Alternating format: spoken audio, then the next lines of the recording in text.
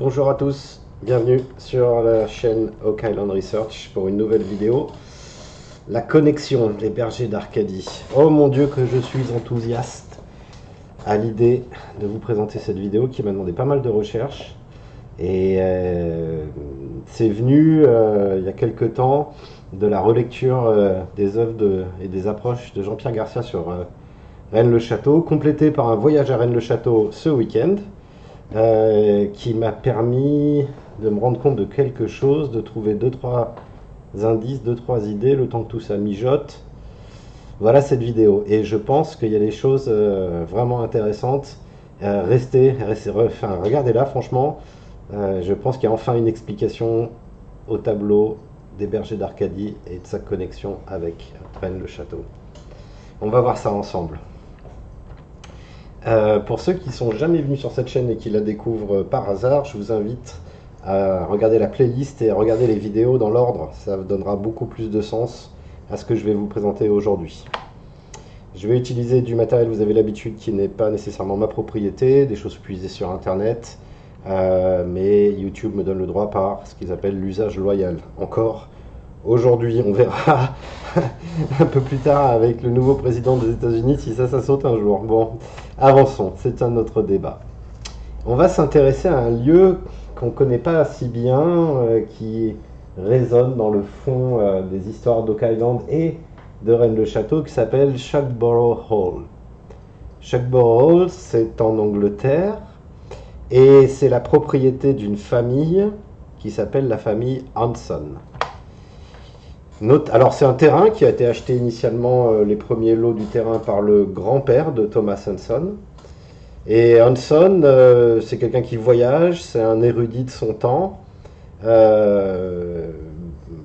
est membre de l'influente société des dilettanti, société d'érudits de nobles. Et à Shugborough, qu'il hérite de son père et de son grand-père lui-même, il entreprit d'agrandir la propriété en achetant progressivement l'église et la maison restantes, ainsi quelques pentes de la Cannock Chase. Il étend son domaine. À partir de la fin des années 1740, grâce à la richesse nouvellement acquise de son frère Georges, on va voir Georges dans un instant. Georges était un marin, Georges était en guerre contre les Espagnols, était un peu dans la piraterie, et Georges a raisonné 2-3 bateaux en se faisant une belle fortune en passant. Donc à partir de 1740, Thomas décide de rénover le domaine, il commande des nouveaux bâtiments, il crée un lac ornemental, des ponts, une cascade, des plantations, et ça remodèle Shugborough dans l'un des paysages rococo les plus remarquables de Grande-Bretagne. S'il vous plaît. Son frère, George, est pas n'importe qui pour nous. Si vous avez bien suivi les épisodes d'Oak Island, notamment la saison 10, épisode 3, vous avez rencontré George Hanson, le père de la marine britannique. C'est son frère, hein, on voit les dates de naissance, ils sont 2 frères. Il a fini premier amiral de l'amirauté anglaise, comme Churchill en son temps. Ce qui est intéressant aussi, c'est le bas, je vous laisse lire, hein, vous pouvez mettre pause. Le bas de note, l'amiral George Hanson, Thomas, son frère aîné, et leur cousin George Parker ont appris les mathématiques et la navigation par l'ami de Isaac Newton, le mathématicien William Jones. Ils ont été bien éduqués aux maths, à la navigation, donc à la géométrie.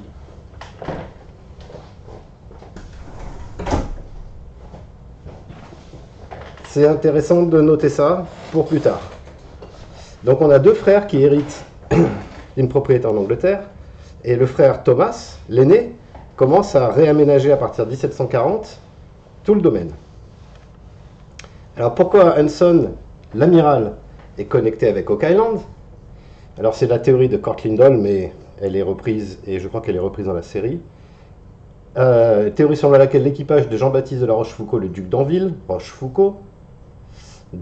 qui a conduit la plus grande expédition maritime organisée de l'histoire de France, et qui a été une catastrophe, puisque à l'époque, voulant préserver le Canada français en guerre contre les Anglais, le roi, alors je ne sais pas si c'est Louis XIV, je pense, 13, 1746, 1746, ça doit être 14 ou 15, décide d'envoyer une flotte complète, hommes, équipage, armée, en Angleterre pour aller dérouiller les Anglais, et la flotte coule à cause d'une tempête, n'arrive jamais à bord. L'amiral français, le duc de Rochefoucauld, le duc d'Anville, meurt sur place d'une crise d'apoplexie, une catastrophe, tout le monde rentre, il y a des morts et des morts et des morts. Et la théorie porte à croire que le fils de Anville a informé les pères fondateurs d'Amérique de l'existence du trésor d'Oak Island, que George Washington a envoyé une équipe des patriotes, etc. Ça, c'est la théorie de Court Lindell. En tout cas, aux Archives nationales de Londres, on trouve des documents, on trouverait, ça c'est dans l'épisode d'Oak Island en question, je vous laisse lire encore une fois, toute une histoire en fait des bateaux de la flotte du duc d'Anville seraient allés planquer le trésor qui était embarqué avec cette flotte pour payer les hommes, payer les armées, payer. Et d'après, c'est un sujet à controverse, c'est des documents qui ont été produits dans le show La malédiction d'Oak Island. Les Français auraient enterré le trésor pour pas qu'il coule ou qu'il soit saisi par les Anglais sur une île. Dans un journal de bord d'un des bateaux, il semblerait que c'est ce qui est écrit. Et dans cette flotte, George Hanson va aller arraisonner et prendre deux bateaux, ou un bateau. Il faut relire l'épisode 10, mais c'est comme ça qu'Hanson est connecté avec Oak Island via le duc d'Anville et ce qui s'est passé dans cette bataille et dans l'expédition du duc d'Anville. Il faut regarder l'épisode 10, c'est l'épisode 3 de la saison 10. Donc ça, c'est la connexion entre Shugborough Hall et Oak Island, via l'amiral Hanson. Via Rennes-le-Château, maintenant.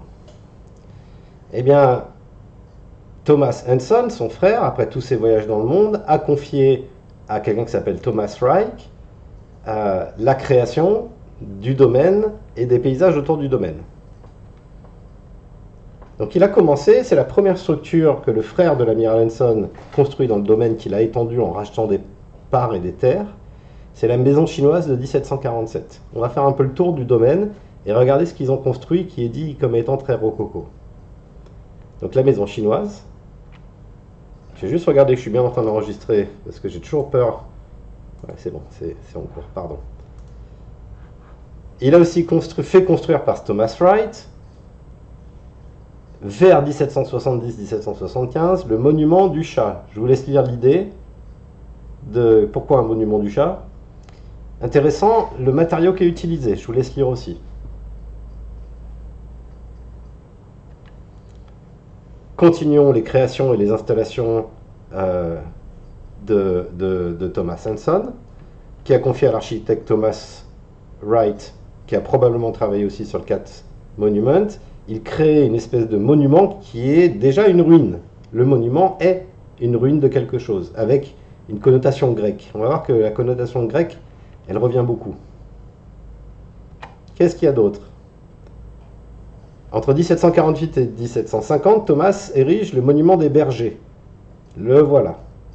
Donc on voit deux piliers, qui pourraient être des piliers grecs, qui soutiennent une poutre transverse. En dessous, un décorum qui ressemble, si on veut se laisser convaincre, à l'entrée d'une grotte. Et à l'intérieur de cette grotte, ou de cette arche, une arche en tout cas, on trouve une stèle, une gravure, et la gravure, c'est très ressemblant au berger d'Arcadie du peintre Poussin. On va y revenir, et on va y revenir longuement.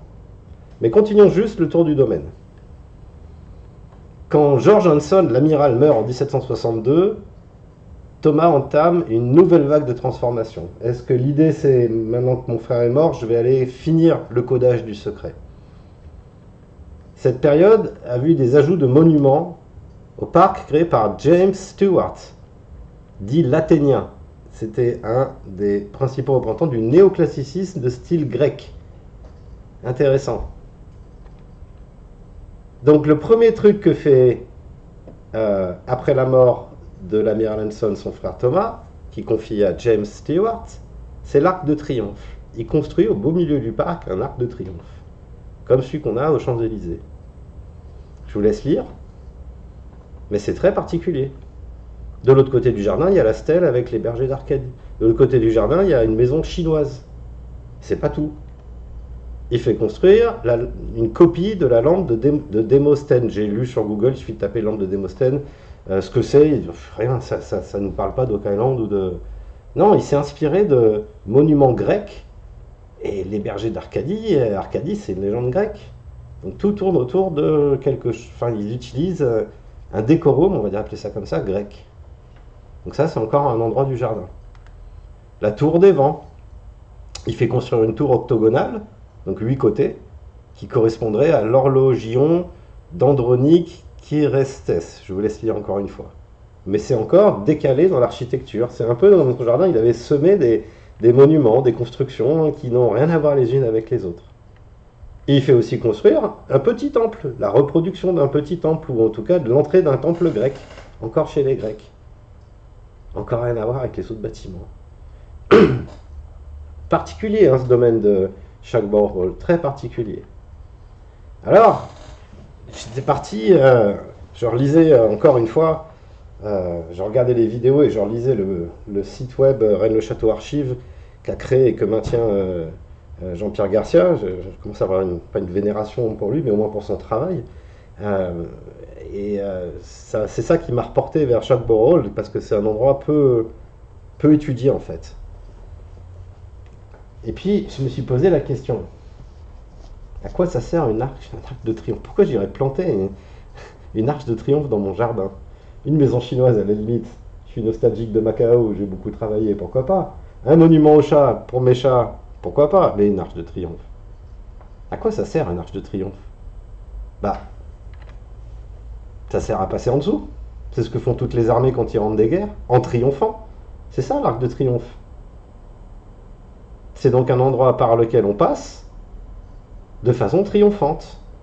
Ça en allégorie, en codage verbal, pourquoi pas? Est-ce que c'est par là qu'on doit passer depuis le domaine pour aller à certains endroits ailleurs? Ça pourrait carrément être ça, et je suis parti sur cette idée. Alors on va faire un petit tour à Google Earth. On va regarder un peu où sont situés ces objets et ces monuments sur le domaine, et on va vite se rendre compte d'une connexion avec Oak Island. Alors, on va aller sur Google Earth. Voilà, on avait laissé le modèle sur quelques vidéos à l'avance. Hein. Le modèle qui explique que autour de Rennes-le-Château, on retrouve la géométrie de la croix de Nolan, de la hampe. Il y a même une vidéo qui explique que dans le domaine de Saunière, on la retrouve aussi, la croix de Nolan et ses dimensions. On avait établi dans une vidéo précédente que la zone autour de Paris et des châteaux, ainsi que de Versailles, faisait partie d'une géométrie très particulière qui était encore une fois la même et basée sur la croix de Nolan. Quelques rapports avec les châteaux des Rochefoucauld qu'on avait étudiés dans d'autres vidéos, et on en était resté là, avec encore une fois le même motif inversé cette fois-ci, côté Oak Island, voilà, avec une connexion, voilà, c'est le motif inversé, la croix de Nolan regarde les croix de Nolan européennes, et on avait établi deux lignes jaunes très intéressantes dans les vidéos précédentes, une qui va de Oak Island, on a toujours pris le cône A, ici, comme point de repère. Ça va d'Oak Island à la fontaine des Rochefoucauld, à la chapelle de l'île de Saint-Honorat, aux pyramides de Danchour. Ça, c'est Michael qui me l'a fait remarquer. Sacrée ligne, c'est la ligne d'en bas. Et la ligne au-dessus, elle va de la croix de Oak Island et elle est complètement alignée avec l'axe de la croix. Et elle va sur l'axe majeur de Versailles et finit sur la basilique Saint-Urbain à 3. On va juste faire un tour pour montrer la précision ou l'erreur de précision, mais c'est quand même phénoménal quand on arrive vers le château de Versailles. Donc Versailles, il est là. On voit la croix là de la partie d'eau du château, et on voit qu'on est à quelques mètres et on est exactement aligné sur cet axe, et on finit à l'abbaye de Saint-Urbain, pardon, pas l'abbaye, la basilique Saint-Urbain à 3. Donc des lignes qui étaient très très intéressantes à explorer à l'époque. Alors, faisons un tour du côté de Shugborough Hall. Donc c'est ici en haut, Shugborough Hall, en Angleterre. On va descendre, on va zoomer, et on va s'intéresser à l'endroit où sont situés ces différents marqueurs. Donc voilà le château, vu du dessus, château de Shugborough Hall, avec une fontaine en face. On va voir si elle a des propriétés. Et puis on a ces différents, alors on va commencer par le plus ancien. Le plus ancien, c'est la maison chinoise, elle est ici. La maison chinoise. On a le monument au chat. Alors parfois j'ai dû changer d'année de prise pour pouvoir le repérer, parce que entre là où les internautes, hein, on ne voit pas parce que c'est trop loin, mais entre là où les internautes disent qu'est le monument et là où, d'après la photo où il est, on a parfois quelques écarts, notamment sur la stèle des bergers d'Arcadie. On nous la montre ici, elle est un tout petit peu plus au-dessus. Donc ça, j'ai pu le voir avec les photos, à le remettre dans le contexte, à changer d'époque de satellite entre l'automne, l'été, l'hiver pour avoir moins de feuilles. Donc on retrouve le monument au chat, la maison chinoise, la stèle des bergers d'Arcadie, les ruines à côté de la rivière Sceaux, le temple dorique, le temple grec ici. Qu'est-ce qu'on a d'autre? Là ici c'est là où était la partie écurie et la partie domestique par rapport au château. Et puis on a au bout du jardin, il a construit ici la tour des vents. Alors elle est censée être octogonale, elle est référencée bien là, mais j'arrive pas à voir l'octogonalité. Maintenant je vois qu'il y a pas mal de choses en travaux autour. Bon, c'est ici en tout cas qu'elle est référencée. L'arc de triomphe, le voilà. Et c'est quand même particulier de faire mettre un arc de triomphe. Ça c'est une photo de 2021. Non, c'est les dernières. Bon, je peux aller plus loin. Non, c'est les dernières. Mais on voit bien que c'est un arc de triomphe. Hein, on peut passer en dessous. Qu'est-ce qu'on a encore? La lanterne de Démosthène. Elle est ici. On voit rien d'en haut. Hein, si on est trop loin de façon, on voit qu'il y a un truc cylindrique, un monument. Donc c'est bien la lanterne de Démosthène. Et voilà comment est agencé les monuments autour du domaine. A priori sans organisation et a priori sans alignement. Ben, c'est ce qu'on va voir. Mais avant de faire ça, la première chose comme je l'ai dit, à quoi ça sert un arc de triomphe? Ça sert à passer en dessous. Bon, tout candide, tout benet et tout niais que je me suis dit, ben, allez, on tire une ligne de là à Oak Island et on voit ce que ça fait. Pourquoi pas, hein, ça coûte rien, tirer des lignes. Alors, j'ai fait ça, Oak Island jusqu'à l'Arche de Triomphe, et tout simplement, voilà, j'ai une ligne qui apparaît et qui va du cône A jusqu'à Charbon. Et je me suis dit, tiens, c'est marrant, visuellement, on dirait que du coup, la ligne du milieu, c'est la bisectrice, que c'est les mêmes angles. C'est bizarre. J'ai eu une deuxième intuition, ne me demandez pas pourquoi, et je me suis dit, tiens, je vais faire la même chose avec la chapelle de Rosslyn. Elle est plus dans le nord. Voyons ce que ça donne. J'ai lié la chapelle de Rosslyn, en Écosse, fief des Sinclair. On sait que c'est relié avec l'histoire des Templiers. Elle est là, hein, l'église de Rosslyn. Je l'ai reliée avec Oak Island. Et là, je me suis dit, mais mince, c'est mes yeux, où il y a une régularité de l'angle entre chacun de ces sites et le point d'Oak Island. Alors je l'ai calculé. Je suis allé au bout de ma curiosité. Allons voir ce que ça donne. Donc voilà mes 4 lignes. Hein, j'ai fait une photo en dessous. Donc les lignes d'en bas, hein, je vous les ai décrites vers Saint-Urbain 3 en passant par Versailles. Celle d'en dessous, elle va jusqu'aux pyramides de Dashfour en passant par la chapelle de Saint-Honorat et la fontaine des Rochefoucauld. Et voilà nos 2 autres lignes. Celle-là, c'est celle de Scarborough Hill et celle-là, c'est celle de Rosslyn. Et on voit ici les angles par rapport au nord réel, calculés par Google Earth quand on tire ces lignes. Et ce que j'ai fait, c'est que j'ai soustrait les angles pour voir quelle est la différence d'angle entre chacun de ces lignes. Donc j'ai 3 résultats, 3 angles. Et c'est assez bluffant de précision, vu la taille et la dimension des lignes. Et si je fais une erreur d'1 millimètre, quand je tire ma ligne, je fais une erreur de 2 degrés. Enfin, j'exagère, mais on est quand même à 4.44, 4.48, 4.69 degrés qui sont les valeurs de ces angles, de ces 3 angles-là. C'est une coïncidence, mais elle est... on peut s'en régaler, elle est pas mal, c'est prometteur. Bon, ça c'était des petits essais que j'avais fait avant, mais allons voir maintenant à Scarborough Hall ce qui se passe. On va revenir à Scarborough Hall. On va retravailler les différents monuments, les marqueurs qu'on a vu. Pourquoi ça m'est venu cette idée? Parce que on va voir que les bergers d'Arcadie en version gravure, ça ressemble à une carte vue du ciel. Mais Poussin, il n'a jamais pu voir une carte vue du ciel. Poussin, c'est 1600, je sais pas, 1650, 1630, 1600. Il n'y avait même pas de dirigeable à l'époque. C'est pas possible. C'est mon imagination qui me jouait des tours en paradoli. Mais j'étais parti sur cette idée. Pourquoi pas une carte? J'étais parti sur l'idée d'une carte. Alors, ce qu'on va faire, c'est qu'on va relier ces différents points pour voir s'il y a un motif qui apparaît ou quelque chose de remarquable, des triangles ou des triangles de 3-4, des triangles rectangles à travers les différents morceaux à l'intérieur du domaine. Donc j'ai juste, on est parti. La première ligne, elle est ici, elle est en haut. C'est entre la maison chinoise, qui, rappelons-nous-le, a été le premier bâtiment construit dans tout le domaine. Ça peut être important comme info. Et puis j'ai continué, donc la ligne qui va des chats au berger d'Arcadie, la ligne qui va de la maison au phare de Démosthène, la ligne qui va du phare de Démosthène à la tour des Vents, celle qui va à l'Arc de Triomphe depuis la maison chinoise, et elle passe exactement au centre de la fontaine. Point remarquable. Intéressant en tout cas.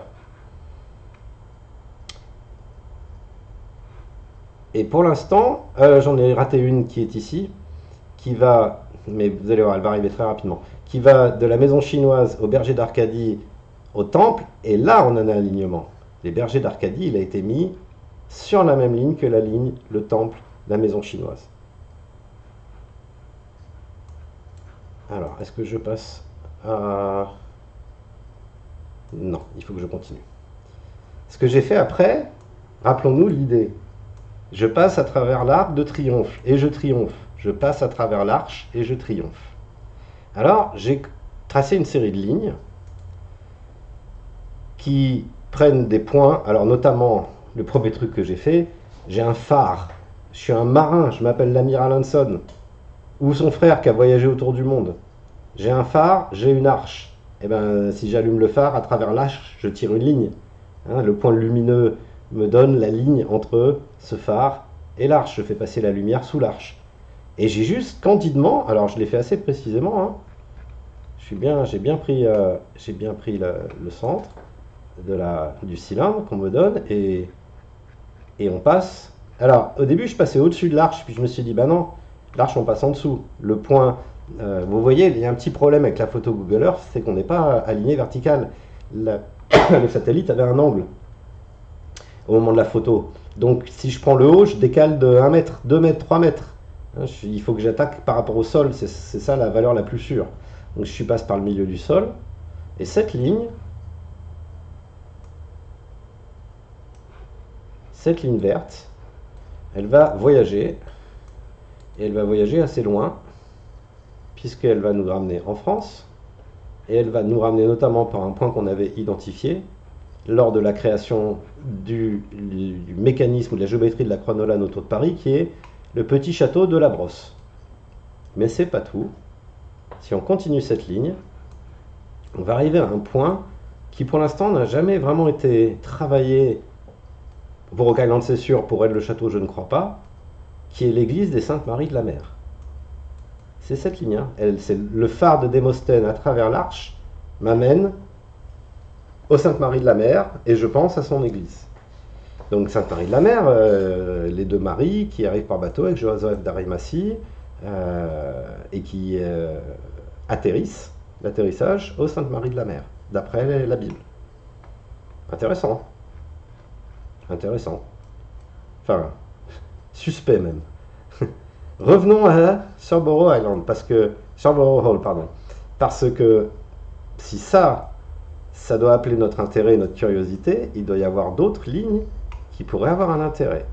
Donc la deuxième, c'est ce que je vais vous raconter, mais que je n'avais pas tracé en introduction, c'est que ici, entre la maison chinoise, la stèle des bergers d'Arcadie et le temple dorique, il y a aussi une ligne qui passe exactement et précisément par les trois endroits. Et celle-ci, elle m'amène où? Allons-y.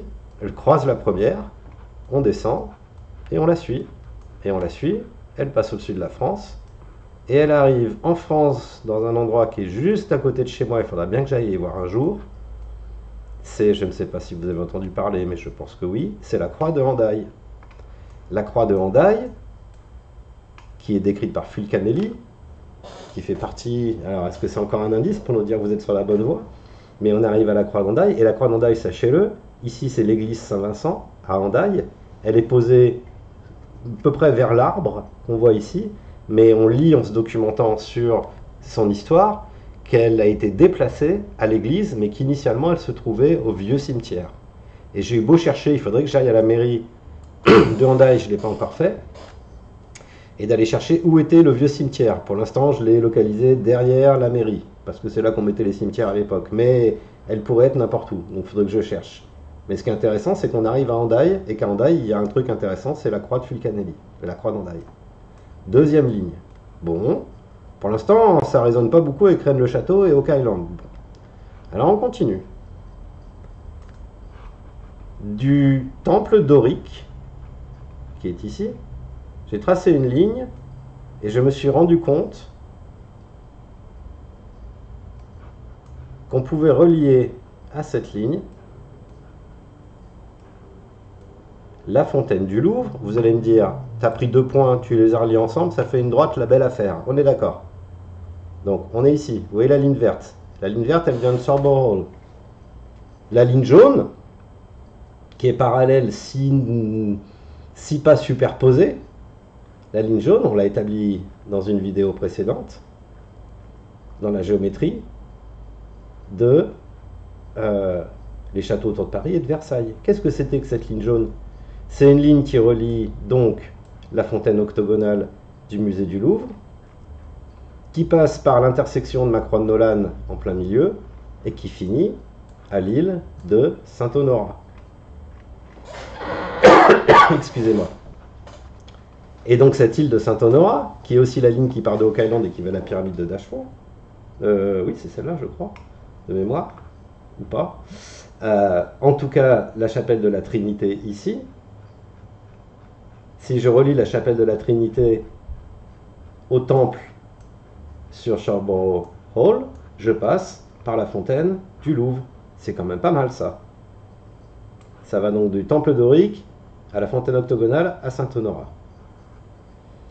La suivante, c'est que par l'Arc de Triomphe, je continue, on peut tracer une autre ligne, et cette autre ligne, on peut la mettre, et vous allez comprendre pourquoi je l'ai mis là dans un instant, on peut la mettre à l'intersection, ou plutôt au centre de ce qu'on appelle le cercle de Rochefoucauld, qui est un cercle dont le diamètre est la fontaine de Rochefoucauld, et le centre, c'est la ligne rouge que vous voyez, c'est la continuité de la ligne qui passe du cône C, c'est-à-dire le bras de la croix de Nolane, vers la tête de la croix de Nolane avant d'arriver au point d'extension. Le haut de la croix de Nolane, il est ici, un des bras, il est ici, je tire une ligne entre les deux, c'est la ligne rouge, et la ligne rouge, elle intersecte à 90 degrés la ligne qui traverse tout le monde et qui va aux pyramides.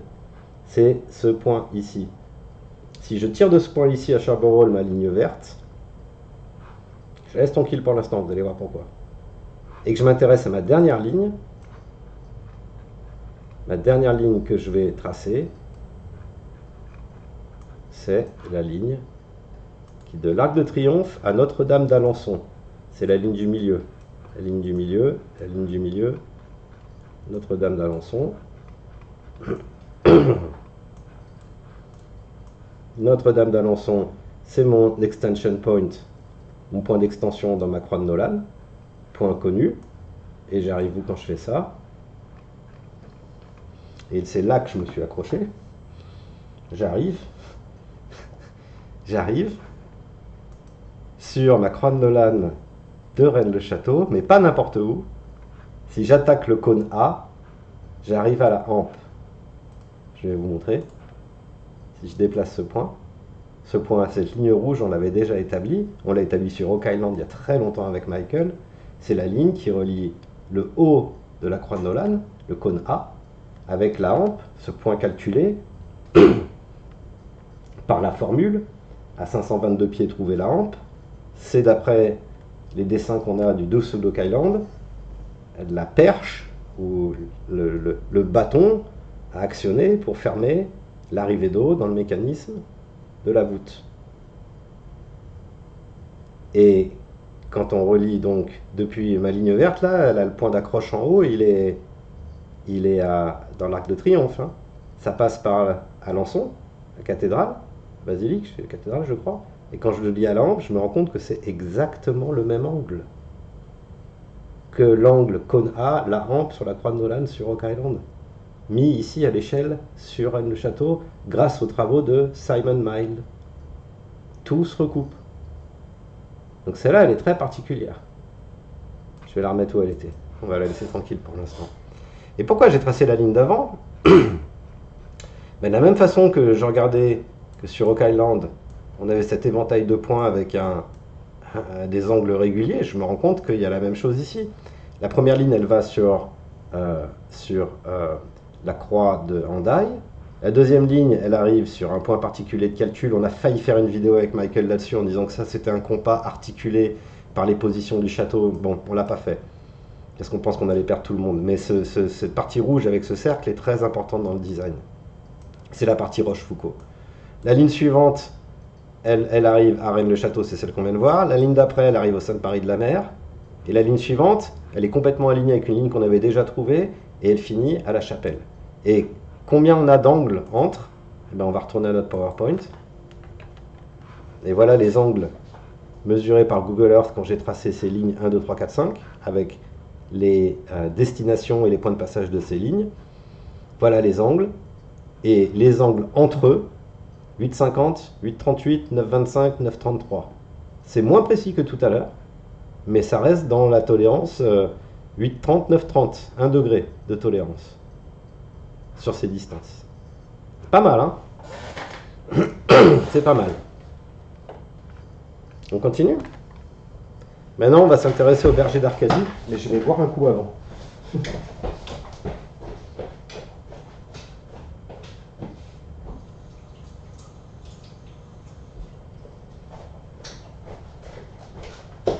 Bien, on va rentrer dans le vif du sujet, on va rentrer dans ce qui est vraiment important dans ce que j'ai découvert. Comme je vous l'ai dit, je m'inspire beaucoup en ce moment et je lis beaucoup sur le site Rennes-le-Château Archives de Jean-Pierre Garcia. Voilà le lien, je mettrai les liens comme d'habitude dans les informations de cette vidéo. Donc je vous laisse lire, je vais juste surligner les choses importantes, donc vous pouvez mettre pause, lire et me reprendre. Donc là rien de très particulier, hein. On explique il explique dans son site à peu près ce que je vous ai expliqué jusqu'à présent, et voilà un plus gros plan de cette gravure inversée. Alors il y a quelques différences par rapport au tableau de Nicolas Poussin, même si la gravure est censée être la gravure du tableau, il y a eu quelques adaptations. D'abord, le paysage au fond a disparu. Hein, on verra sur l'original qu'il y avait une chaîne de montagnes. Ensuite, le tombeau semble être matérialisé par quelque chose qui est pyramidal. Hein, on voit l'angle ici, l'angle de retour là, qui semble partir par là. Et ici, on voit cet angle-là qui semble être une pyramide, qui revient très souvent dans les dessins de Poussin. Une pyramide, c'est une pointe. Hein, c'est une pointe érigée. Pensez à ça pour plus tard. Qu'est-ce qu'on nous dit encore? Donc là, c'est la gravure avec pas mal de détails. On voit très bien comment elle est faite. Et puis, il y a un petit problème, c'est que les doigts, qui semblent importants, les pouces et les index, et qui indiquent certaines lettres dans la formule A in Arcadia Ego sur le dessin de Poussin, ben, ils ne pointent plus sur les mêmes lettres. Alors au début, on pensait que c'était un code à chercher, mais la conclusion est à peu près évidente.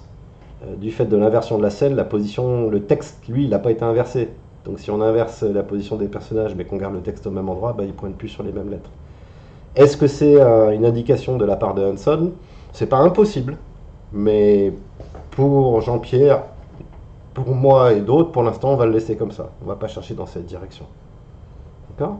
Le marbre de Chambourreau a donc certainement été copié à partir d'une gravure déjà inversée. On peut aussi supposer que le graveur négligea certains codes par ignorance, peut-être le paysage du fond. En fait, il est probable que la position des mains entre elles soit plus importante que ce qu'elles désignent dans le texte. Et on va voir que c'est, à mon avis, exactement ça. Hein?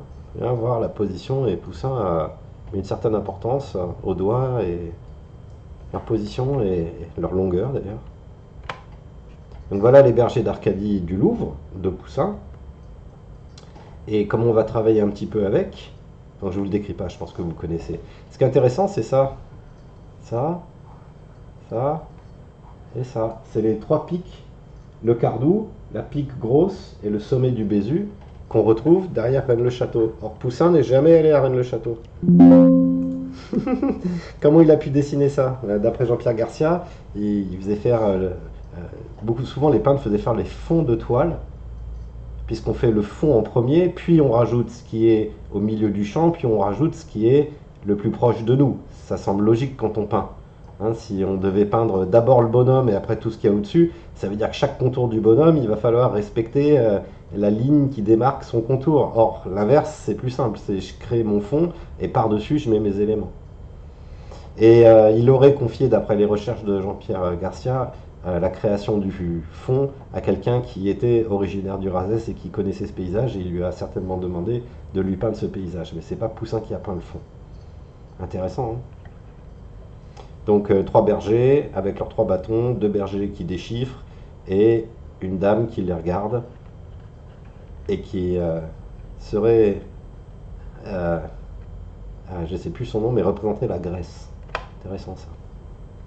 Alors ce qu'on trouve sur le site de Jean-Pierre, qui est très très intéressant sur l'étude de ce tableau, c'est que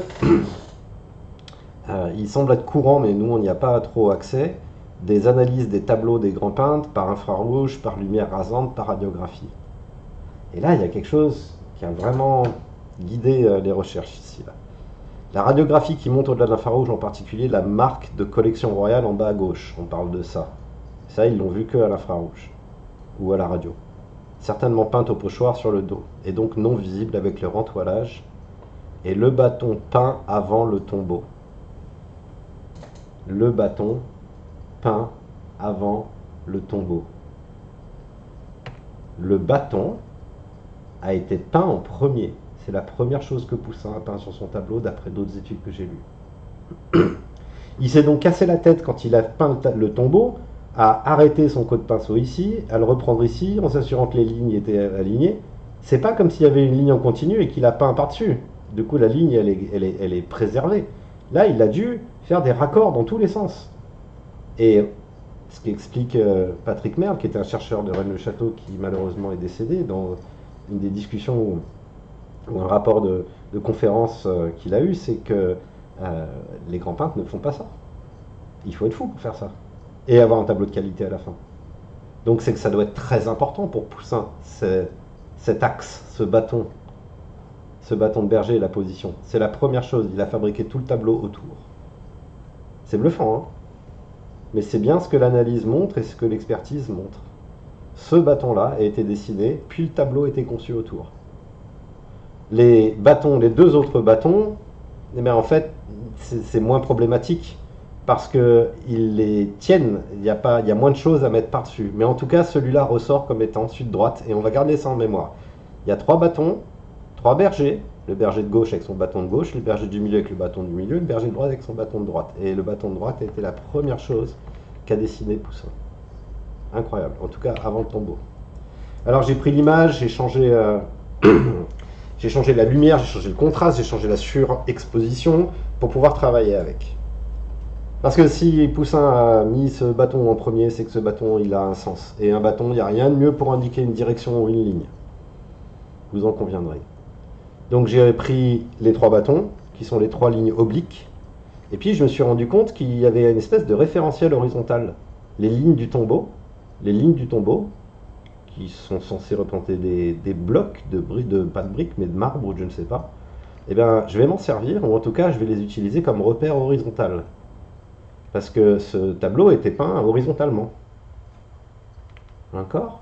Et enfin, vous voyez les petits jalons bleus que j'ai mis ici. Ça indique les 4 doigts. D'accord? Le pouce, l'index, le pouce, l'index, le pouce, l'index. Si vous lisez des analyses, il y a un problème avec cette ombre courbée qui ne devrait pas être courbée comme ça. Qui rappelle beaucoup le tableau de Léonard de Vinci, Jésus Rex Mundi qui pointe le doigt en l'air, je crois, ou c'est Jean-Baptiste qui pointe le doigt en l'air, je ne sais plus.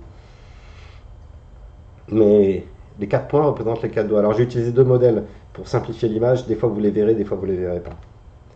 Alors qu'est-ce que j'ai fait? J'ai pris ma photo Google Earth de Shugborough Hall. J'ai commencé par Shugborough Hall. Les bergers d'Arcadie sont à Shugborough Hall, donc il y a quelque chose à chercher là-dedans. Et Donc vous voyez la photo de Google Earth. On va pas manger les étapes. Vous voyez la photo de Google Earth, je vais un peu zoomer. Voilà. Et ça, c'est mon modèle, ce que je manipule là. C'est le modèle qui est issu des lignes. C'est juste un modèle. Et comme c'est une image PowerPoint, je peux la faire grossir, la rapetissir. Les proportions, les angles restent toujours les mêmes. C'est comme ça que je travaille beaucoup. Et j'ai cherché mes lignes obliques. Elle n'est pas là, elle n'est pas là. Et j'ai galéré. Et j'ai galéré. Et j'ai galéré plusieurs jours jusqu'à ce que je me rende compte que ah, mais si, elle est là. Le bâton de gauche et la ligne verte du milieu, la bisectrice, elles ont le même angle. Elles ont exactement le même angle. Alors je dis tiens, ça c'est encourageant. Un angle de bâton du tableau de Poussin qui a le même angle que une des features de Sherbrooke Hall. Bon. Comment je place? À quelle échelle? Je le mets où? Comment je le mets? Et en fait, je me suis dit que l'arc de triomphe, ça va être l'alignement avec les lignes horizontales. Et est-ce que c'est celui-là? Attendez, pardon. Et j'ai perdu mon modèle. Si, c'est celui-là. Non, il arrive après. Donc, c'est la première constatation. Pardon, c'est tout frais, hein. C'est que le premier bâton, il est aligné avec cette ligne du milieu. Le bâton tenu par le berger de gauche, quand on met le tableau nord-sud-est-ouest, c'est-à-dire qu'on ne touche pas, hein, on le regarde horizontalement comme il est, la ligne bisectrice verte qui est la ligne l'Arc de Triomphe, Basilique Notre-Dame, Rennes-le-Château, eh ben, c'est le bâton de gauche. Si je vais de Sherbrooke Hall à la Hampe, sur le dessin de Rennes-le-Château, de la Croix de Nolan, eh bien, c'est le même angle que le bâton qui a été mis dans les bergers d'Arcadie sur le premier berger à gauche. Et ça, waouh, c'est prometteur ça. C'est un gros clin d'œil. C'est quand même, il y avait une chance sur 360, on va dire, degrés, que ce soit le même angle. Donc j'ai commencé avec ça. Et puis, la deuxième chose, j'ai dit, mais je fais quoi des deux autres bâtons? Ok, j'ai mon angle à gauche. Très bien. Je fais quoi avec mes deux autres bâtons? Et puis Poussin, il a mis le premier bâton qu'il a dessiné avant tout, c'est le bâton de droite. Et le bâton de droite, il coïncide pas. Il coïncide pas avec l'alignement que j'aimerais bien qu'il coïncide en haut là. Ça va de la maison chinoise en passant par la stèle des bergers d'Arcadie et le temple dorique. Et ça descend très loin. Et mon bâton de droite, il y a une légère inclinaison. Et cette inclinaison, elle a bien été travaillée et voulue par Poussin. J'ai dit, ben, écoutons ce que Poussin nous dit. Faisons une rotation de ce dessin pour aligner le bâton de droite, celui qui est si important aux yeux de Poussin, avec cette ligne qui passe par les bergers d'Arcadie. Donc j'ai orienté et je me suis rendu compte, si j'agrandissais, toujours en gardant les proportions d'angle, je me suis rendu compte que le deuxième bâton, le bâton du milieu, maintenant il épousait la ligne. Alors il faudrait que je le bouge encore un tout petit peu parce que j'étais pas aligné. Là je dois être encore un chouïa. Voilà. Et là vous voyez bien que j'ai un alignement ici. Et j'ai évidemment mon alignement sur ma grande ligne verte qui traverse tout le domaine. D'accord? Alors quand on crante correctement et qu'on le met à la bonne taille, j'arrive à trouver ceci. Donc là, le bâton de droite des bergers d'Arcadie, j'ai légèrement tourné le tableau de quelques degrés. J'ai pas pu calculer le nombre de degrés parce que j'utilise PowerPoint. Une fois que je pose ça sur cette ligne verte qui passe par les bergers d'Arcadie, la maison chinoise et qui finit, je sais pas si c'est passé là, qui finit au Sainte-Marie de la Mer, si. Eh bien, l'autre ligne, l'autre bâton qui est ici, j'aurais peut-être changé de couleur, comme du rouge. L'autre bâton qui est ici, il épouse exactement la ligne du monument à l'Arc de Triomphe. Et les intersections de droite du tombeau, mon repère, notamment les trois lignes passent par l'Arc de Triomphe quand la ligne d'au-dessus du tombeau, dans ce cas-là, dans ce position-là et cette géométrie, passe par la lanterne de Démosthène. Et là, je viens de trouver trois alignements assez simples dans le domaine de Sherbrooke qui correspondent aux trois angles dessinés par Poussin dans son tableau. Et l'astuce, et ça j'ai mis pas mal de temps à le trouver, c'est qu'il ne faut pas utiliser le tableau dans sa version horizontale nord-sud-est-ouest crantée. Avec ça, je trouve une seule ligne, mais c'est un indice. Et quand on sait que Poussin a mis tant d'efforts sur sa ligne de droite jaune, qui est son bâton de droite, et qu'on est si près de la ligne verte qui passe par le même tableau, les bergers d'Arcadie à l'envers, j'ai tenté une rotation, et quand j'ai tenté cette rotation, le bâton du milieu, qui pour l'instant n'avait aucune utilité, vient se cranter exactement sur la ligne monument, arc de triomphe, petit château de Brosse, église des Saintes-Maries de la Mer. Et en plus, les dimensions horizontales, quand on la met à cette échelle, les trois lignes du tombeau passent par l'arc de triomphe et la ligne au-dessus du tombeau des briques de la maçonnerie passe par le monument. Et alors là, j'ai dit là, pour que ça soit un hasard, c'est beaucoup plus compliqué. Donc j'en déduis que les frères Hanson ont positionné et codé leur domaine pour inclure les angles présents, ou au moins ceux-là que j'ai trouvés des trois bâtons. Il y a certainement d'autres choses que je n'ai pas encore trouvées, du fameux tableau Les bergers d'Arcadie de Poussin, pour lequel ils ont laissé une gravure qui fait partie de la géométrie codée à l'intérieur de leur domaine. Waouh! Et cet angle entre les deux bâtons, c'est 26,14 degrés. 26,14 degrés. Sur la formule, on sait qu'il y a 20, et puis le papier est déchiré, la valeur. Est-ce que c'est pas 26? Parce que ça nous ramènerait au berger d'Arcadie. Elle est pas mal celle-là quand même, hein. Bon, donc ça, c'est les indices qui nous laissent à penser que les frères Hanson ont codé leur domaine, selon la géométrie des bâtons des bergers d'Arcadie. On continue. Eh bien, puisqu'on vient des Saintes-Maries de la Mer, on va descendre au château de la Reine, à Rennes-le-Château. Donc on a vu tout à l'heure que cette ligne qui est issue de l'Arc de Triomphe et qui passe par le château d'Alençon, arrive à Rennes-le-Château, arrive à la Hampe et arrive exactement avec le même angle. Alors, il faudrait que je fasse comme ça. Et voilà le modèle. Hein. Le modèle que je manipule, c'est toujours les trois bâtons des bergers d'Arcadie et les lignes horizontales, mais c'est un modèle simplifié que j'avais fait au début qui est moins encombrant avec les trois lignes, de la pierre tombale, de la stèle. Et évidemment, comme je vous l'ai expliqué, c'est bluffant, mais la hampe, pardon, je l'ai dit, le bâton du berger de gauche, il coïncide avec la hampe. La ligne verte, elle est issue de Sherborne Hall, hein. La ligne verte, elle remonte tout en haut jusqu'à Sherborne Hall. Et l'alignement par-dessus de mon modèle du berger d'Arcadie, elle épouse cette ligne de Sherborne Hall qu'on a vue tout en haut. C'est toujours le même angle, c'est la même ligne, c'est le même motif. Donc, très heureux de trouver ça.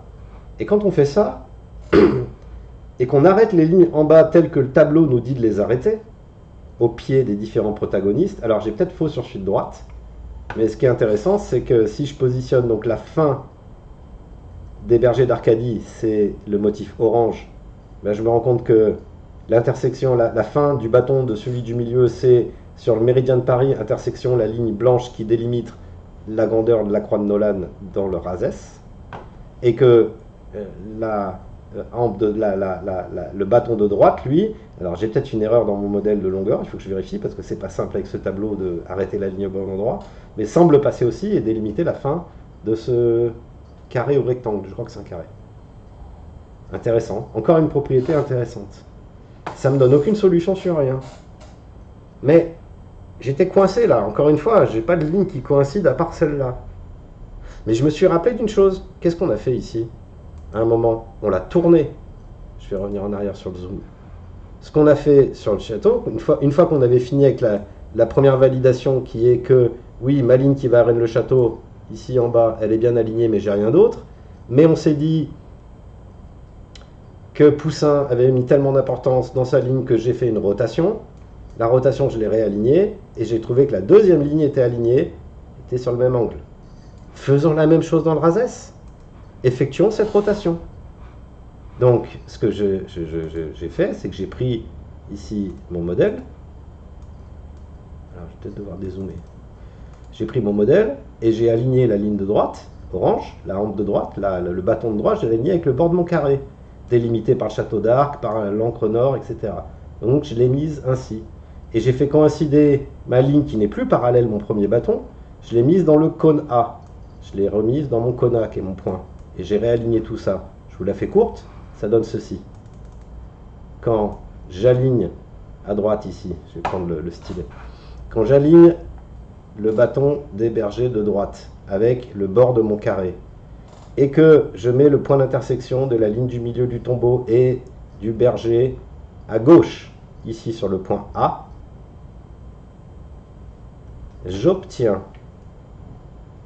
que les pouces et les index des bergers, représentés par les petits losanges ici, on va faire un gros zoom, arrivent dans un point très particulier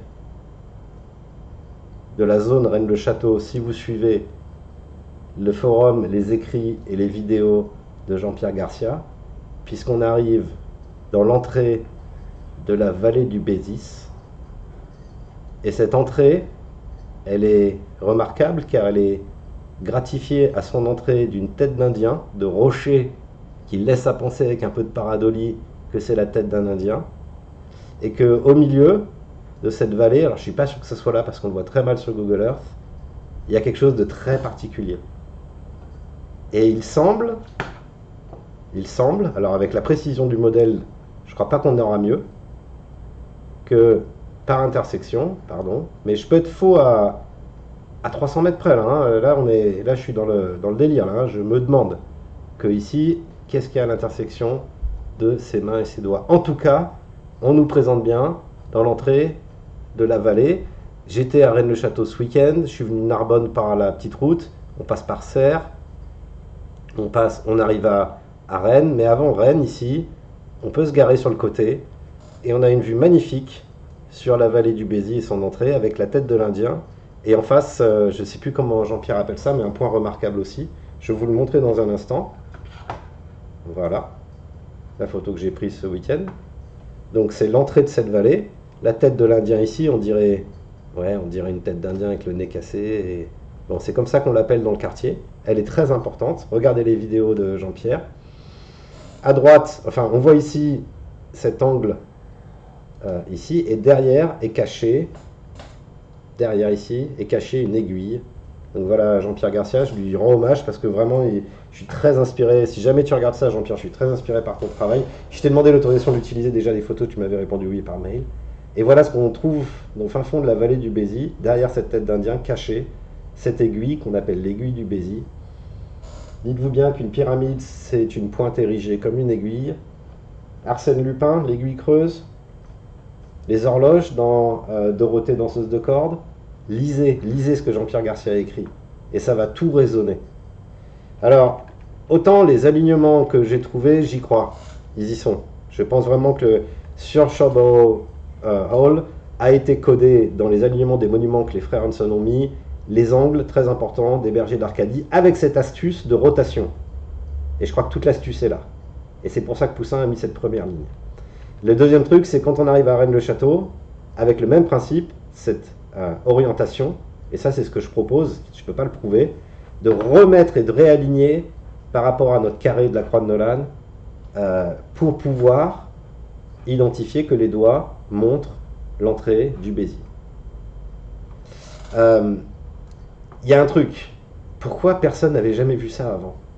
Je veux dire, les bergers d'Arcadie, s'il y a bien un truc qui est étudié depuis 40 ans, et surtout depuis le Da Vinci Code autour de Rennes-le-Château, c'est bien ce tableau. Il y a des dessins géométriques qui ont été faits dans tous les sens là-dessus. Pourquoi personne n'a jamais pensé à ça?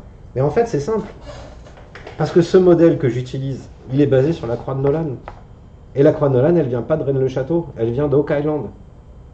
Donc c'est seulement avec une connaissance développée des deux sites, et ce que j'ai émis comme hypothèse il y a 1 an et demi ou 1 an, de dire je vais me servir de ce qu'on sait sur Oak Island pour voir si on n'arrive pas à faire avancer Rennes-le-Château, la croix de Nolan était prédisposée. Elle est invisible sur Rennes-le-Château, on ne sait pas où elle est, il n'y a pas de pierre, où on n'a pas encore trouvé. On a de la chance sur Oak Island, grâce à Fred Nolan, il a, dans les années 80, révélé au public les dimensions de cette croix faites de roches très particulières dans leur forme, c'est des cônes de 2,5 tonnes chacune. Et on sait que ça match énormément de choses, il suffit de regarder les vidéos que j'ai fait.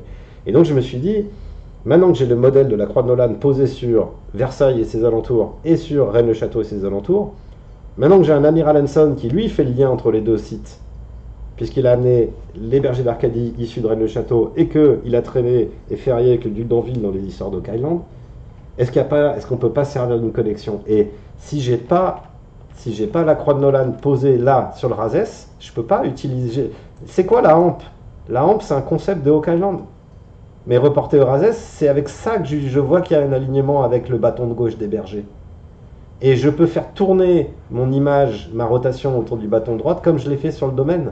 J'ai encore des repères d'accroche. Et là, on m'indique. Alors j'ai dû trafiquer l'image là parce que elle est plus crantée, mais si, elle est là. On m'indique l'entrée du Bézis. Et lisez, regardez les vidéos de Jean-Pierre Garcia. C'est de ça dont on parle, c'est le Bézis dans l'histoire de Rennes-le-Château.